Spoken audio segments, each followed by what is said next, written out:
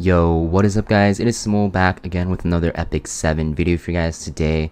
Today we're going to be talking about the unit on your screen, and if you guys should be pulling for her, spoiler, yes you should. She's one of the best units in the game right now, and she will be replacing the Edward Elric banner with Diene. Now, if you guys are curious what I think about Diene as well, check out my last Should You Pull video talking about her. This video will be only talking about Diene as well as her artifacts. So to fully understand why she's so strong, let's break down what her skills do.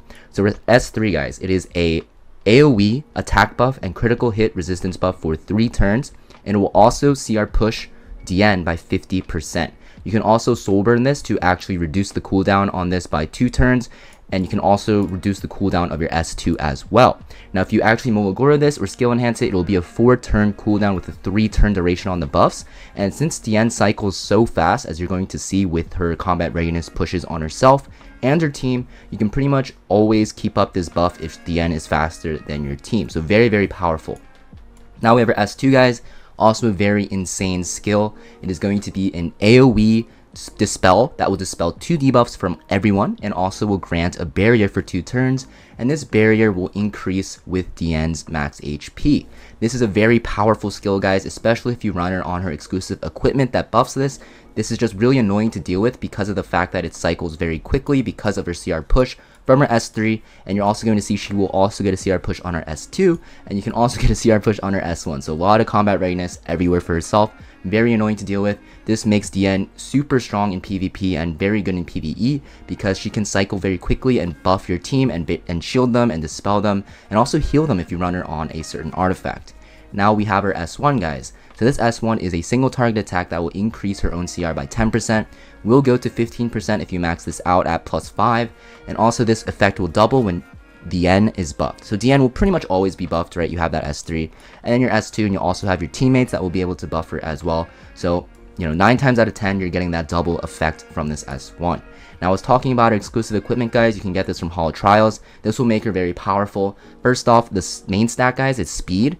Probably the best main stat for exclusive equipments. It makes her really, really fast. It's not uncommon to see like 270, 280 speed Dienes, especially in World Arena where Soul Weavers get more of a speed buff as well. So it's really, really powerful. You're going to see that she cycles very quickly, and it's just really annoying to deal with, especially because of that speed main stat helping her out.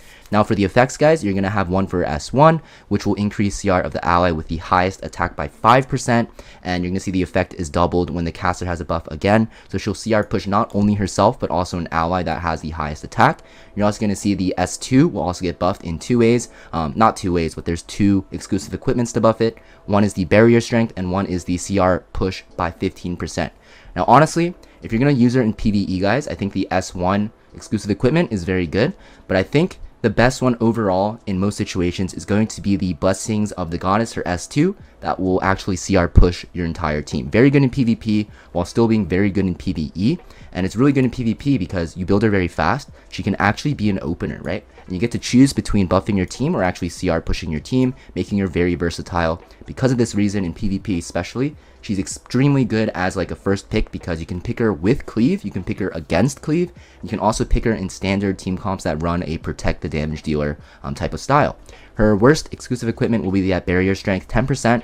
It sounds okay, but honestly that barrier isn't too big. It'll only give you like, I don't know, like 500, 600 worth of a barrier shield additional to the one you get, so not really worth it in my opinion. The other ones are just way better. So where can you use her? PvP guys, you can use her pretty much everywhere. In offense teams, she's one of the best, if not the best Soul Weavers because of that attack buff. You have that crit hit resistance to make your team a lot more tankier, although there's RNG built in. Her S2 is really nice because of the fact that she dispels and also puts that barrier up, and she will also cycle very quickly, making her able to push your team very quickly and also continuously buff them. Also, World Arena, she's extremely good. In defense teams though, I would stray away from her. She has some counters that are pretty strong against her, right? Like Alencia, very popular unit. She can strip all of those buffs from her S3. Landy really destroys her because she just cycles her S3 super quick and is always getting the empowered S3. A lot of Earth units will do very well against Diene. Now PvE guys, she's very good. Now she has attack buff making her very strong. She has a dispel. The only thing you're going to see with her kit is that she does not have built-in healing unless you run her on an artifact, which I will talk about in a sec. Now, because of this fact, you're going to have to run her with like an Angelic Montmorency or a Soul Weaver that can heal.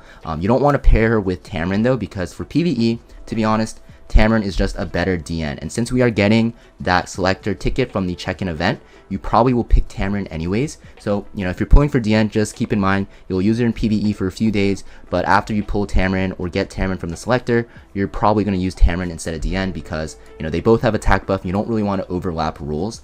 You're way better off using Tamarin with like an Angelic Montmorency who can cleanse a lot more frequently because there's a lot of debuffs in PvE. So until you get Tamarin, guys, use Diene wherever you want, right? Hell Raid, you can use her in Wyvern, you can use her in like Abyss, you can use her in Expeditions, just pretty much anywhere. But once you get Tamarin, you know, Tamarin just does what she does better in PvE. But in PvP, Tamarin's useless, and Diene is a monster, one of the best attack buffers in the game. Very powerful. It's very, very important that you guys pull for her. She's an extremely, extremely strong unit. So I was talking about an artifact, you know, her biggest weakness, right, is that she can't heal. This gets, you know, pretty much nullified if you have this specific artifact called Rod of Amaryllis. So you're going to see my Diene is equipped with it. You're going to see that this effect is that is going to heal one ally with the lowest HP by 20% of Diene's max HP after using a non-attack skill. So every time she S3s or S2s, she'll be healing an ally. And if you look at her kit, right, especially if you run her on that combat readiness push on all allies with 15%, she cycles so fast. And the fact that you build her very fast as well makes it so that even though she has no healing in her kit, that artifact will make it so that it feels like she has healing in her kit. Like, let me show you. Like, this is my Diene stats, guys. Not that crazy, to be honest. There's a lot better Dienes out there.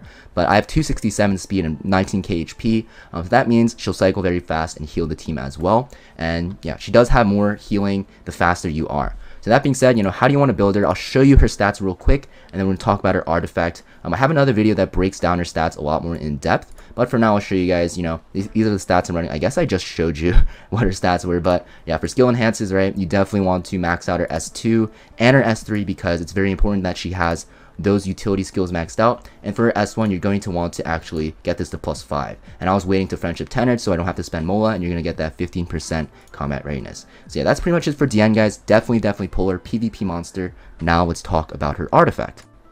So this is Diene's artifact, guys. It is Unfading Memories.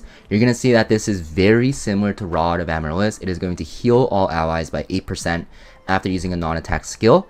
Now, the reason why Rod of Amaryllis is better is because a lot of times in PvP, guys, you're not going to get constantly AoE down. For the most part, in most metas, it's going to be a lot of single target. But, you know, if you don't have Rod of Amaryllis, guys, this is a very, very powerful artifact for her because it will give her that healing she needs. I personally still think Rod is better, but if you guys don't have it, you guys are definitely going to want to pick this up from the Powder of Knowledge shop and use it on Diene until you get that Rod.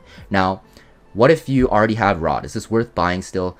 I think for the most part, you know, it's still worth buying because it is a limited artifact. It might not come out for another, or will not come out for another year or so. You never know what Soul Weaver will get released that will need another artifact that can help them heal, right? So say we have another like Diene type of unit come out that really needs healing artifacts such as Rod. Well, you're going to want to use your Rod on Diene, so you might as well put the Unfading Memories on that other new unit so that Diene can continuously hold that Rod, right?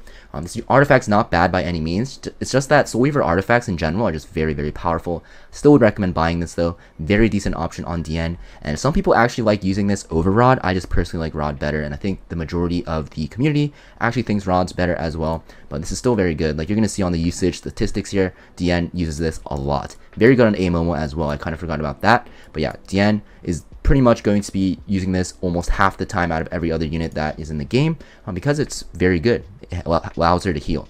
So that being said, guys, hope this video helped you out. Make sure you pull for Diene. Very important that you pull for her. You do not want to miss her. She is honestly better than the collab units that have came out from Fullmetal Alchemist, which is sad to say, but Diene is just so strong. That being said, hope you guys found this video helpful, and I'll see you guys next video. Peace.